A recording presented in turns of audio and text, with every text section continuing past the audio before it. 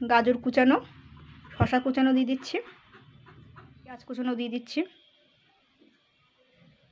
পুরো।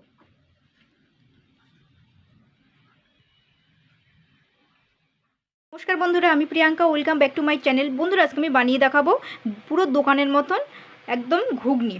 তো এই ঘুগনি বানানোর জন্য এখানে কিন্তু আমি 500 গ্রাম বুট নিয়েছি। তো বুটটা কিন্তু আমি সারা রাত্রি ভিজিয়ে রেখেছিলাম। তো বাসি বুটে কিন্তু বেশি সুন্দর লাগে খেতে ঘুগনি।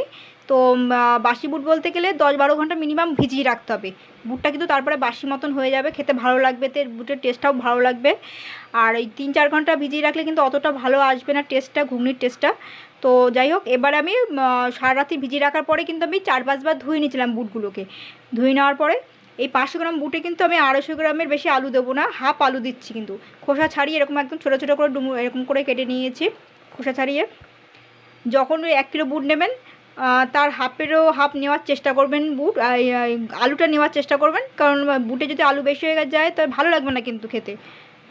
তো চেষ্টা করুন 500 বুটে 250 তাও একটু বেশি হয়ে যায়, 200 গ্রাম হলে ঠিক থাকবে।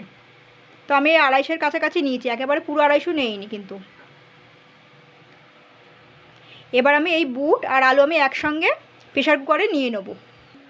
তো দেখুন, আমি কিন্তু প্রেশার কুকারের মধ্যে আমি বুটটাও নিয়ে নিয়েছি, পুরো বুটটা নিয়ে নিয়েছি, 500 বুট, আর আলুটাও নিয়ে নিয়েছি। আর আলুটা আমি কিন্তু সবার আগে ধুয়ে তারপর আমি কেটে নিয়েছিলাম, তারপর আমি আবারও ধুয়ে নিয়েছিলাম, কাটার পরেও ধুয়ে নিয়েছিলাম আলুটা, আর বুটটাও কিন্তু ধোয়া রয়েছে। এবার এতে আমি জল দিয়ে দিচ্ছি, পরিমাণ মতনই জল দেবো। 1 বাটি তো দিয়ে দিয়েছি, এখানে আমি আরও 1 বাটি অ্যাড করছি, যেহেতু ঘুগনিটা কিন্তু একটু ফুলে ফেপে যাবে, বুটগুলো কিন্তু পুরোপুরিভাবে ফুলে যাবে। এবার আমি একটু হাত দিয়ে একটু ঘেটে দিচ্ছি আলু আর বুটটা একটু।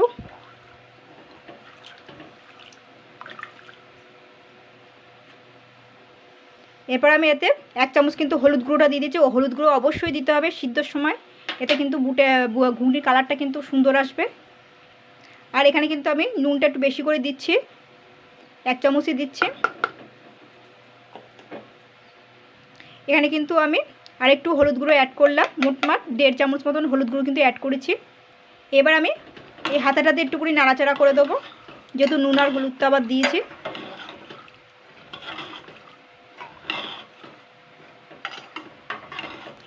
এবার এটা সিদ্ধ হবে, এটা আমি মিনিমাম 2টো সিটি দিয়ে আগে দেখে নেবো কতটা সিদ্ধ হয়, তার বেশি না কিন্তু।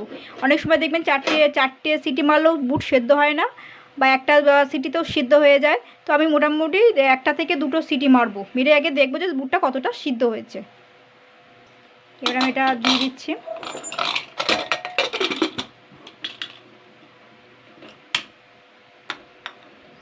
আমি কিন্তু বুটটা সিদ্ধ করে কড়াইতে আমি তুলে নিয়েছি। বুটটা কিন্তু একটু গলা গলা ভাব হতে হবে, আমি কিন্তু 2টোর বেশি সিটি দেইনি। অনেকের 1টা সিটিতেও একটু সিদ্ধ হয়ে যায়, 1টা থেকে 2টো, তার বেশি কিন্তু দেওয়া যাবে না। সঙ্গে সঙ্গে কিন্তু প্রেশার কুকারটা কিন্তু মানে ঠান্ডা করে তারপরে কিন্তু খুলে নিতে হবে কিন্তু, হাওয়াটা বের করে, নাহলে কিন্তু বুড়ো বুট কিন্তু গলে ক্ষীর হয়ে যাবে কিন্তু। তো আমি কিন্তু সঙ্গে সঙ্গে 2টো সিটি মেরে তখন হাওয়াটা বের করে তারপরে কিন্তু আমি বুটটা ঢেলে নিয়েছি। তো দেখুন, এখানে কিন্তু আমি একটা ডেচকি বসিয়ে দিয়েছি, আর একটু আমি রিফাইন্ড অয়েল তেল দিয়ে দিচ্ছি।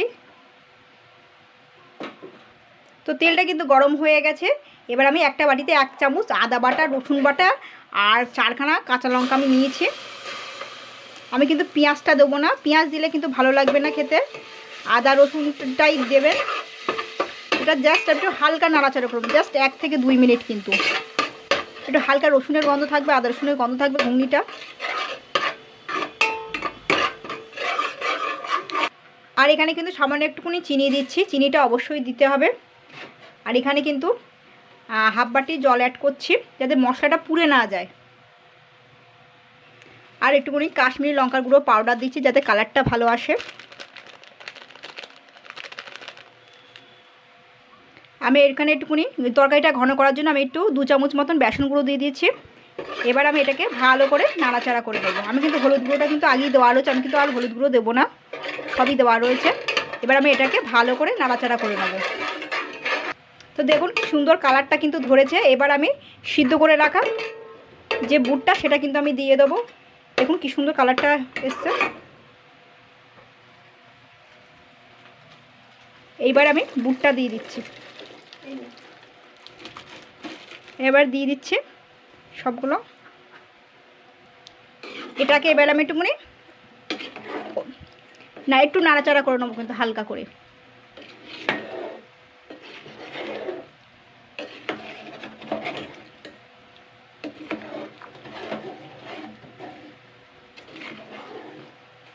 এরপরে আমি এর উপর দিয়ে কিন্তু আমি একটু ম্যাগি মশলা দিয়ে দিচ্ছি, সবটাই দিয়ে দিচ্ছি ধরতে গেলে। একটু নাড়াচাড়া করে নেবো।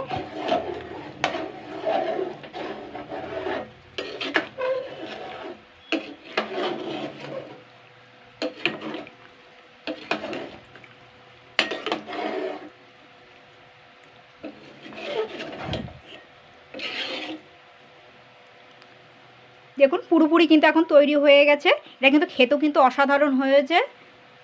এবার আমি প্লেটে তুলে নেব। এই দেখুন,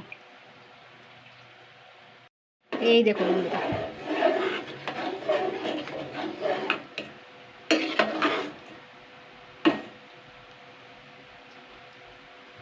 তো বন্ধুরা ঘুগনিটা কিন্তু হয়ে গেছে। এবার আমি পরিবেশন করব। তো এখানে কিন্তু আমি একটা দেখুন সিলভার পেপার নিয়ে নিয়েছি। তো আমি এই পেপারের মধ্যে দেবো।